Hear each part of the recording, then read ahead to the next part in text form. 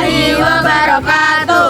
Kami dari kelompok 7, kelas 10A. Perkenalkan, nama saya Nurmaya Putri Wijaya, nomor presensi 23. Perkenalkan, nama saya Amelia Iklima Auliana Agrima, nomor presensi 4. Perkenalkan, nama saya Cika Aura Sabila, nomor presensi 12. Perkenalkan, nama saya Alidia Jasmine, nomor presensi 17. Di sini kita menjelaskan tentang kerajaan Samudra Pasai dan kerajaan Aceh. Selamat menonton. Kalian lagi ngapain nih? Ini lagi mempelajari kerajaan-kerajaan, tapi gak paham-paham. Iya nih. Mending kalian nonton di YouTube aja, lebih mudah dipahami. Iya. Terus yang mana? Ini sini.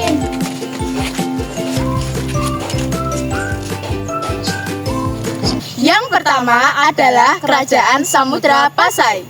Pasai atau disebut juga dengan Samudra Darussalam merupakan kerajaan Islam pertama di Nusantara. Kerajaan ini didirikan oleh Mewah Ngilu atau Sultan Malik Al-Saleh pada tahun 1267. Kejayaannya, Samudra Pasai menjadi pusat perdagangan internasional.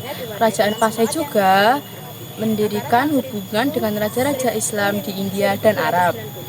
Adalah nama-nama sultan yang pernah memerintah pada masa kerajaan Samudra Pasai. Yang pertama, Sultan Malik Al-Saleh. Yang kedua, Sultan Malik Az-Zahir I. Yang ketiga, Sultan Malik Az-Zahir II atau Ahmad. Yang terakhir, Sultan Zainal Abidin yang telah mengalami masa keruntuhan. Kehidupan sosial budaya kerajaan Samudra Pasai. Kehidupan masyarakatnya diatur menurut aturan dan hukum Islam. Kehidupan masyarakatnya diwarnai semangat yang saling menghormati. Antara tahun 1290 hingga 1520, Samudra Pasai menjadi pusat perkembangan Islam dan bahasa Melayu. Samudra Pasai dikenal dengan karya tulisnya yang baik, antara lain penggunaan bahasa Arab dalam karya tulis mereka dalam bahasa Melayu, serta perkembangan ilmu tasawuf yang diterjemahkan dalam bahasa Melayu. Kehidupan politik kerajaan Samudra Pasai. Samudra Pasai menjadi pusat perdagangan dan sadi Islam pada masa Sultan Malik As-Saleh. Sistem pemerintahan yang dimiliki teratur serta kekuatan militer angkatan darat dan laut. Wilayah kekuasaannya mulai dari Tamiang, Perlak hingga Pasai. Kehidupan ekonomi kerajaan Samudra Pasai. Perekonomian Samudra Pasai berfokus pada perdagangan dan perlayaran. Samudra Pasai menjadi pusat perdagangan internasional untuk mengekspor lada dan sutra. Memiliki hubungan perdagangan dengan Jawa yang pesat, serta menggunakan mata uang dirham yang mencantumkan nama-nama Sultan Kerajaan Pasai. Setelah Sultan Malik As-Saleh wafat, diteruskan Sultan Malik Az-Zahir I, kemudian diteruskan Ahmad, yaitu Sultan Al-Malik Az-Zahir II. Pada kerajaan Samudra Pasai, yang pertama persaingan dengan Malaka, yang kedua perpindahan jalur perdagangan, yang ketiga serangan asing dari kerajaan Portugis 521 dan kerajaan Majapahit. Yang keempat adalah konflik internal karena pemerintahan yang rentan dengan serangan asing. Peninggalan kerajaan Samudra Pasai.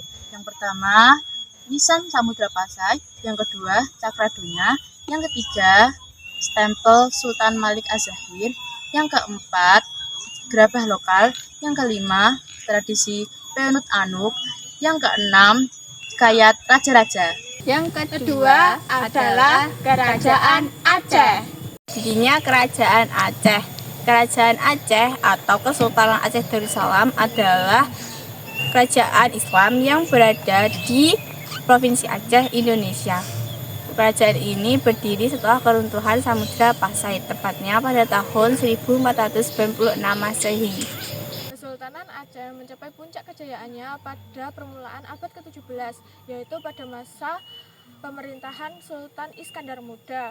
Pada masa itu, pengaruh agama dan kebudayaan Islam sangat besar bagi kehidupan sehari-hari masyarakat Aceh.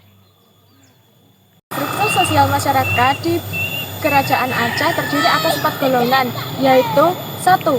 Teuke adalah para bangsawan yang memegang kekuasaan pemerintahan sipil. Yang kedua, Tengku adalah para ulama yang memegang dan berperanan penting dalam keagamaan.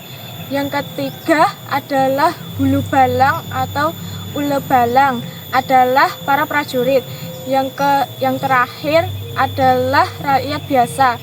Berapa nama sultan yang pernah memerintah kerajaan Aceh? Yang pertama, Sultan Ali Mughayat Shah. Yang kedua, Sultan Salahuddin. Yang ketiga, Sultan Iskandar Muda. Yang keempat, Sultan Iskandar Thani. Yang kelima, Muhammad Daud Shah. Penyebab keruntuhan kerajaan Aceh dimulai dari wafatnya Sultan Iskandar Muda. Selain wafatnya Sultan Iskandar Muda, ada beberapa faktor yang membuat kerajaan Aceh semakin terpuruk. Yang pertama adalah perebutan kekuasaan, dan yang kedua adalah konflik antara kaum bangsawan dan kaum agama, dan yang ketiga adalah tidak adanya pemimpin yang cakap. Setelah adanya tiga faktor tersebut, akhirnya Belanda datang ke kerajaan Aceh dan melakukan invasi. Akhirnya pemimpin kerajaan Aceh pada masa itu yaitu Sultan Muhammad Daud Shah menyerahkan kerajaan Aceh pada Belanda, dan pada masa itu juga Aceh menjadi bagian dari Hindia Timur Belanda.